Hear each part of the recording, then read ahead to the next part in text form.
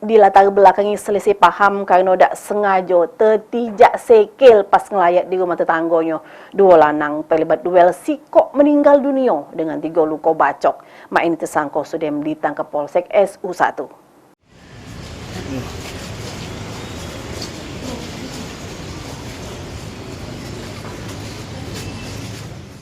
Dengan guna ke baju tahanan Polsek Seberang Ulu 1 Palembang, Suparman Wago Jalan Aibtu Awahab, Lorong Akil, Kelurahan Tuan Kentang, Kecamatan Jakabaring, Palembang, tersangka pembunuhan korban Teguh Wijaya pada minggu lalu.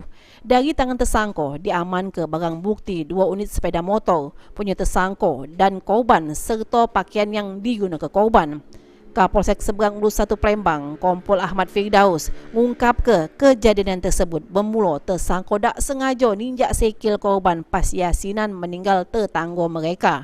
Sesudah insiden ninjak sekil tersebut, korban sama tersangka ketemu berpapasan di Jalan Semeru sehingga terjadi keributan, di mana korban langsung menghujam senjata tajam jenis lading yang dibawanya, namun berhasil ditangkis tersangka pakai tangannya sampai jarinya luka, sehingga lading yang dibawa korban tercampak dan dapat ditersangka. Dapat lading dari korbannya, tersangka berbalik mebes korban sampai pada akhirnya korban nemui kayu sehingga korban berbalik mebes tersangka yang muat tersangka nyampak dari sepeda motornya sehingga hampir direbut korban dengan kayu. Namun dengan cepat tersangka langsung nuja korban dengan lading yang masih dipegangnya sampai korban mengalami 2 lubang di badan sama sikok luka besetan di lengannya yang muat korban tewas bersimbah darah di lokasi kejadian.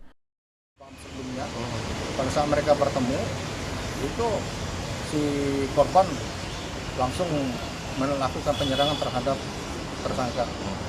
Kemudian sempat melukai tangan tersangka, 2 jarinya terluka, kemudian pisaunya terlepas, kemudian diambil oleh si tersangka, korban kabur. Kemudian korban ada menemukan sebilah kayu, mau dipukulkan sama si tersangka dikejar oleh korban. Nah, di Majapahit 9, TKP kedua, si korban pulangnya si tersangka terjatuh dari motor. Nah, pada saat tersangka jatuh, korban menghampiri si tersangka, hendak melakukan pemukulan terhadap si tersangka. Namun tersangka pada saat itu masih memegang senjata tajam yang langsung ditusukkan ke arah korban. Berapa kali?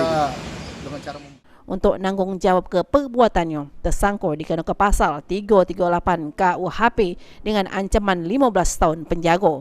Hei Wahyudi, PAL TV.